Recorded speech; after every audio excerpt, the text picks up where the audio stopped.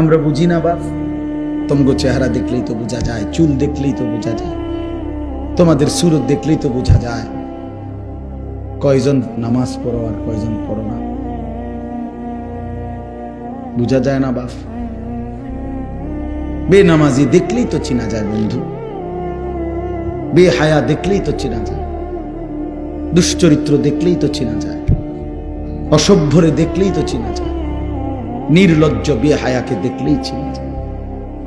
আহা, বহুতই আফসোস, আপনারা জানেন না এটা। বয়স্ক বাবাদেরকে বলছি, আজ মুসলমানের মা বাপ সবাই ব্যস্ততা হলো খাট পালং সোফা ফার্নিচার, ইট বালু সিমেন্ট টাইলস এই নিয়ে ব্যস্ত। ঘর সাজাচ্ছে, ফার্নিচার বানাইতেছে, আসবাব কিনতেছে, মজার মজার বাজার করতেছে, 10 আইটেমের রান্না হচ্ছে, খাচ্ছে, ফুর্তি করতেছে। বাকি টাইম কেউ, বয়স্ক চাচারা চা দোকানে টেলিভিশন, মা বোনরা ঘরের মধ্যে টেলিভিশন, আর মুসলমানের সন্তান প্রত্যেকে একটা একটা মোবাইল নিয়ে অবসর কাটাইতেছে। খালাস, এরই নাম মুসলমান? এটাই মুসলমানের মহল্লা? এটাই আমাদের জিন্দিগি? এখানেই শেষ আমরা? তো বলতেছিলাম আল্লাহ তাআলা বলছে, বান্দা ফাবিআইয়ি হাদিসিন বাদাহু ইউমিনুন। এই কথাটা বলতেছিলাম যে এই সূরা মুরসালাতের মধ্যে আল্লাহ তাআলা 10 বার বলছে ওয়াইলুন ইয়াউমাইযিল লিল মুকাদ্দিবিন, তোমরা যারা মিথ্যাবাদী নাফরমান পাপী, শোনো তোমাদের জন্য সেদিন জাহান্নাম।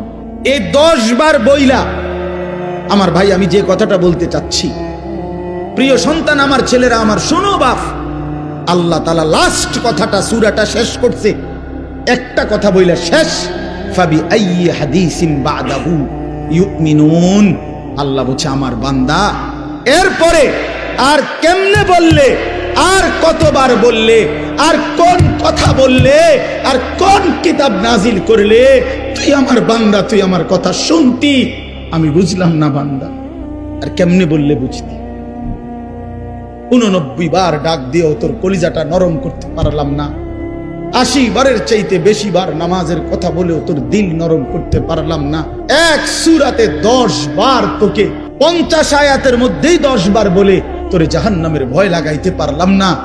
ফাবিআইয়ি হাদিসিন বাদাহু ইউমিনুন, এরপরে আর কি বললে বান্দা, আর কেমনে বললে, এই কিতাবের চাইতে আর কোন কিতাব নাজিল করলে তুই আমার কথা মানতি বান্দা? বল না বান্দা, বলো। ছেলের একটা ছেলে বলো বাপ, একজন ছেলে বলো দোস্ত, তোমার মালিক আর কতবার বললে?